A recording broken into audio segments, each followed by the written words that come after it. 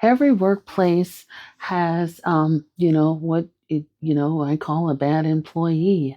And if they're a large corporate workspace, if they're big enough, they have people that come to work and just don't work. Hi, my name is Dr. Natalie Jones. I'm a licensed therapist. I've been counseling women and men who have experienced abuse, as well as those who have been perpetrators of abuse and other violent crimes.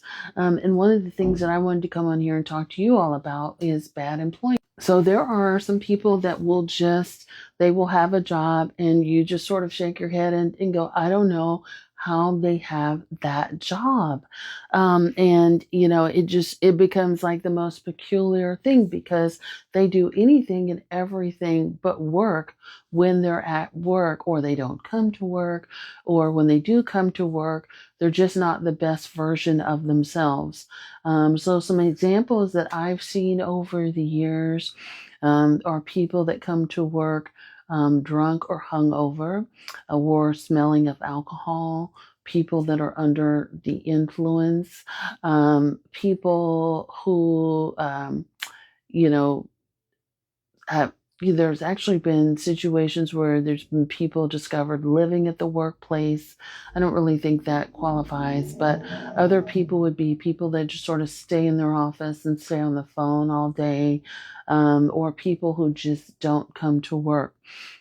And I think, it's sometimes things happen to people and they have, their own issues and all that kind of stuff. So I'm not talking about that, but I'm talking about people that just anytime they're confronted with work, they're going to come up with some excuse to not do it.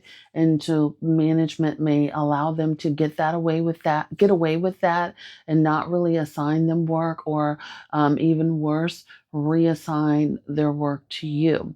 Um, Now, I don't really have that problem anymore, but I'll use myself as an example. This used to happen a lot when I worked in corrections, where people would just not want to come to work, or they would just, they would come to work and they just would refuse to work a lot, and so they stay in their office all day, and then the supervisor wouldn't say anything, and it'd just be this sort of thing, and so it just would be this sort of bone of contention between um, all of the staff members and that person, right? The person that's like getting away with everything, right? Because corrections and any other sort of law enforcement based thing, those kinds of jobs like that carry high liability.